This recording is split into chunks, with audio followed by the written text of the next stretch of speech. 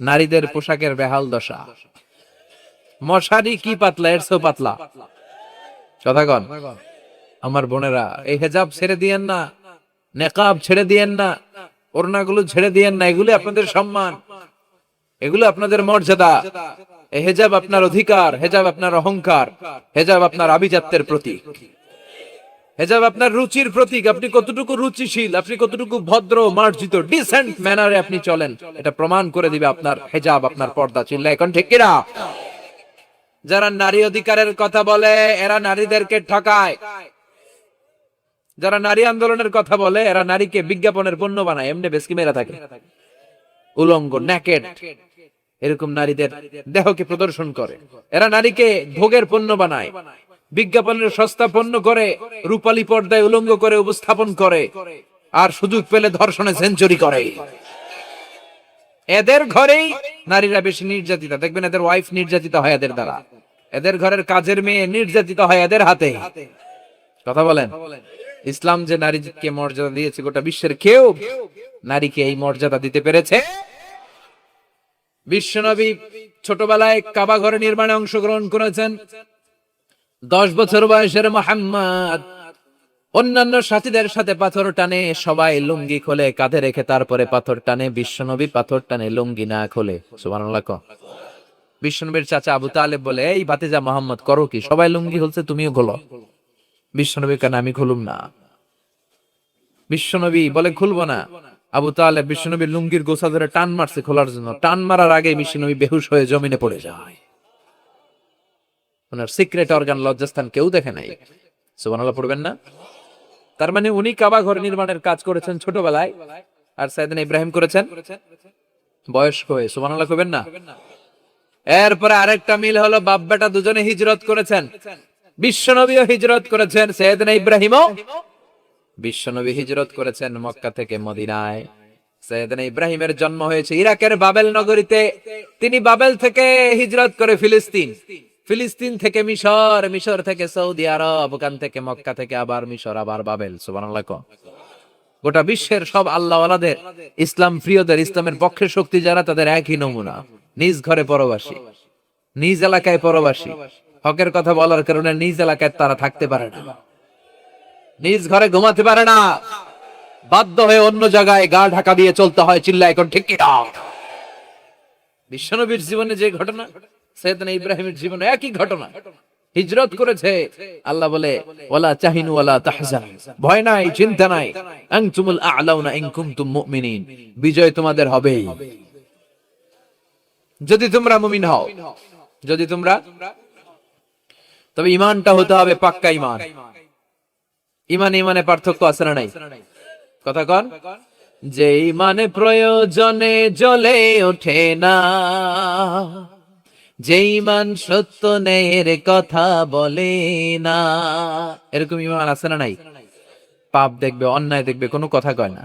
নিজের মেয়ের বয়সী একটা মেয়েকে কিছু বখাটে ছেলেরা টিস করে, কিচ্ছু কয় না, পাশ দিয়ে হেঁটে চলে যায়, এরকম ডাকাত আছে না নাই? যে ঈমানে প্রয়োজনে জ্বলে ওঠে না, যে ঈমান সত্য ন্যায়ের কথা বলে না, যে ঈমান বাস্তবে নাই, যে ঈমান অন্তরে নাই, মুখে শুধু ফাঁকা বলি, কি করে তারে বলো ঈমানে বলি, কি করে তারে বলো ঈমানে বলি, কি করে তারে বলো ঈমানে বলি। আছে না নাই? যে ঈমান দিন কায়েমের আন্দোলনের ধার ধারে না, যে ঈমান লেবাসধারী কোরআন হাদিস তাও পড়ে না, যে ঈমান খাজার নামে মাজার গড়ে ফুলুস কামায়। এলাকায় তো নাই না?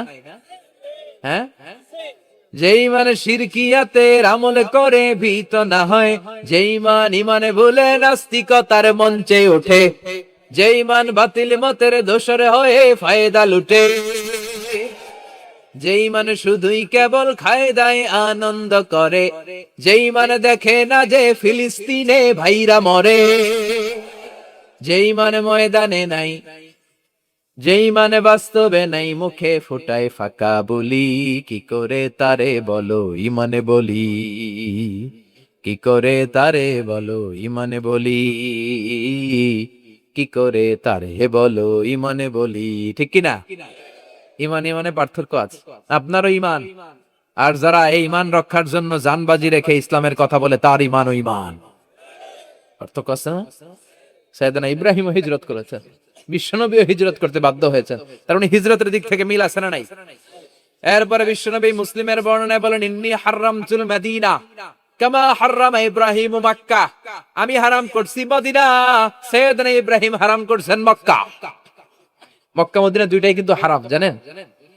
মক্কা মদিনার চারদিকে হুদুদুল হারাম আছে, হারামের বাউন্ডারি।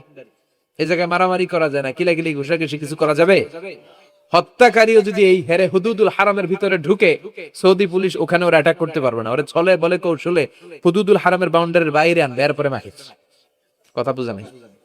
এটার ভিতরে মারামারি নাই। তো এই হুদুদুল হারামের বাউন্ডারি বেঁধে দিয়েছেন মক্কায় সাইয়েদনা ইব্রাহিম, আর মদিনায় বেঁধেছেন বিশ্বনবী। বাব্বাটা মিল আছে না নাই? এরপরে আমরা প্রত্যেক নামাজের শেষ বৈঠকে এমন একটা দুরুদে পড়ি, ওই দুরুদের মধ্যে বাপ বেটা দুইজনের দোয়া আছে না নাই? এই দুরুদটারে সাইয়েদনা ইব্রাহিমের নামে ডেডিকেট করেছে কে? দুরুদটার নাম দুরুদে আমরা সবাই পড়ি, আল্লাহুম্মা সাল্লি আলা মুহাম্মাদ ওয়া আলা আলি মুহাম্মাদ কামা সাল্লাইতা আলা ইব্রাহিম ওয়া আলা আলি ইব্রাহিম ইন্নাকা হামিদুম মাজিদ। আমরা বলি, আল্লাহ সাইয়েদনা ইব্রাহিম আলাইহিস সালামের উপর, তার পরিবারের উপর যেমনি রহমত করেছেন, বিশ্ব নবীও তার পরিবারের উপর আপনি রহমত নাজিল করেন। এরপর পড়ি, আল্লাহুম্মা বারিক আলা মুহাম্মাদ ওয়া আলা আলি মুহাম্মাদ কামা বারাকতা আলা ওয়া আলা আলি ইব্রাহিম ইন্নাকা হামিদুম মাজিদ। সাইয়েদনা ইব্রাহিম তার পরিবারের উপর যেমন বরকত আপনি নাজিল করেছেন, বিশ্ব নবীও তার পরিবারের উপর এরকম বরকত নাজিল করে দে। কয়টা মিল পাইছেন বাপ বেটার মধ্যে? হাবিবের দাম বেশি, সুবহানাল্লাহ কইবেন না? এই বাপ বেটার মধ্যে অনেক দিক দিয়ে মিল আছে না নাই?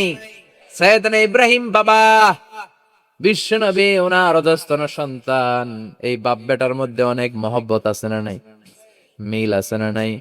আমি কোরআন হাদিস ঘেটে 60টা মিল পেয়েছি। কয়টা? সাইয়েদনা ইব্রাহিম আর বিশ্বনবীর মধ্যে 60টা মিল খুঁজে পাওয়া যায়, শুনবেন? হ্যাঁ, কষ্ট হচ্ছে না? এক নাম্বার মিল হচ্ছে ফেস কাটিং এ মিল। সাইয়েদনা ইব্রাহিমের চেহারা যেমন ছিল, বিশ্বনবীর চেহারা প্রায় ওইরকমই ছিল।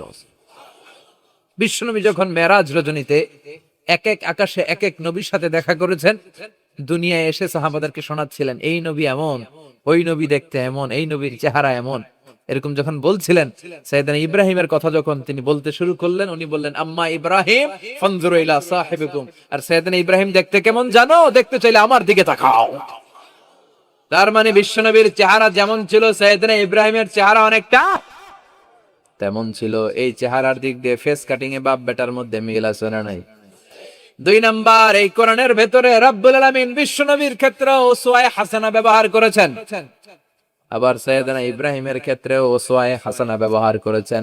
লাকাদ কানা লাকুম ফি রাসূলিল্লাহি উসওয়াতুন হাসানা, তোমাদের জন্য রাসূলের জীবনে উত্তম আদর্শ আছে না নাই? আল্লাহ রাসূলের ক্ষেত্রে আল্লাহ বললেন উসওয়ায়ে হাসানা, আবার সাইয়েদনা ইব্রাহিমের ক্ষেত্রেও বললেন উসওয়াতুন হাসানা ফি ইব্রাহিম, ইব্রাহিমের জীবনেও উসওয়ায়ে হাসানা আছে। উসওয়ায়ে হাসানা মানে নিদর্শন বা মডেল, আমাদের অনুকরণীয় ব্যক্তিত্ব। আমাদের অনুকরণীয় ব্যক্তিত্ব হচ্ছে নবীরা, কবিরা না। কথা কন, কবিরা আমাদের মডেল না নবীরা? নায়করা আমাদের মডেল না নবীরা? সালমান খান আমাদের মডেল নয়, শাহরুখ খান মডেল নয়, ঋত্বিক রোশন আমাদের মডেল নয়, কোন নায়ক নায়িকা গায়ক গায়িকা ডান্সার সেলিব্রিটি আমাদের মডেল নয়। আমাদের মডেল হচ্ছে বিশ্বনবী, আমাদের মডেল হচ্ছে সাইয়েদনা ইব্রাহিম। চিল্লায় বলেন ঠিক কিনা? এজন্য আল্লাহ কোরআনের মধ্যে দুজনের ক্ষেত্রেই বললেন উসওয়ায়ে হাসানা, দুইজনই উত্তম আদর্শ। কয়টা মিল পাইলেন? মনোযোগ নাই? মনোযোগ আছে না গেছে? 3 নাম্বার মিল, এই দুইজন নবী ছিলেন উলুল আজমি মিনার রাসূল। এই দুনিয়ায় যতগুলো নবী এসেছে তার মধ্যে 5 জন নবী ছিল শ্রেষ্ঠ। এই 5 জনের মধ্যে বাপ বেটা আছে না নাই? খেয়াল রাখবেন, উলুল আজমি মিনার রাসূল দৃঢ় প্রত্যয়ী নবী 5 জন। কারা? সাইয়েদনা নূহ, সাইয়েদনা ইব্রাহিম, সাইয়েদনা মূসা, সাইয়েদনা ঈসা, বিশ্বনবী মুহাম্মদ রাসূলুল্লাহ। এই পাঁচজন হচ্ছে উলুল আজমি মিনার রুসুল। এই পাঁচজনের মধ্যে বাপ বেটা দুইজন আছে না নাই? এরপরে বাপ বেটার মধ্যে আরেক মিল হচ্ছে বিনাউল কাবা। বাপ বেটা দুইজনই কাবা বানিয়েছে, বিশ্বনবী বানিয়েছে ছোট্টবেলায়, সাইয়েদনা ইব্রাহিম বানিয়েছে বৃদ্ধ বয়সে, ঠিক কিনা? বানাইছে না? বিশ্বনবী বানাইছে যখন বয়স একেবারে কম, কোন বর্ণায় 8, কোন বর্ণায় 10। 10 বছরের বাচ্চা, বড় না ছোট? কথা কম। এই ছোট্ট মুহাম্মদ সাল্লাল্লাহু আলাইহি ওয়াসাল্লাম তিনি পাথর কেটে কেটে, পাথর কাঁধে নিয়ে বহন করে করে কাবা ঘর নির্মাণ করেছে। ওনার সমবয়স্ক বন্ধুরা তারাও বিশ্বনবীর সাথে পাথর টেনেছে, কিন্তু সবগুলা টানছে লুঙ্গি খুললা। কেমনে? কথা কন। ছোট বাচ্চারা লুঙ্গি খুলে ফেলে না? সবাই লুঙ্গি খুলে লুঙ্গি ভাঁজ করে কাঁধের মধ্যে রেখেছে। এরপরে কাঁধের উপর পাথর নিয়ে পাথর টেনেছে যাতে কাঁধে ব্যথা না পায়। কিন্তু বিশ্বনবী তো লুঙ্গি খোলেন না। সুবহানাল্লাহ পড়েন। বিশ্বনবীর লজ্জাস্থান কেউ দেখে নাই। হালিমাতুস সাদিয়া, বিশ্বনবীর দুধমা, উনি বলেন, এই কোরাইশি মুহাম্মদকে আমি 5 বছর ঘরে রাখলাম, পাললাম। এই 5 বছরের জন্য এই ছোট্ট মুহাম্মদ একবারও কাঁদে নাই। ক্ষুধা লাগলেও কাঁদে না, ব্যথা পেলেও কাঁদে না। শুধু লজ্জাস্থানের জায়গা থেকে কাপড়টা একটু সরে গেলে চিৎকার দিয়ে ওঠে।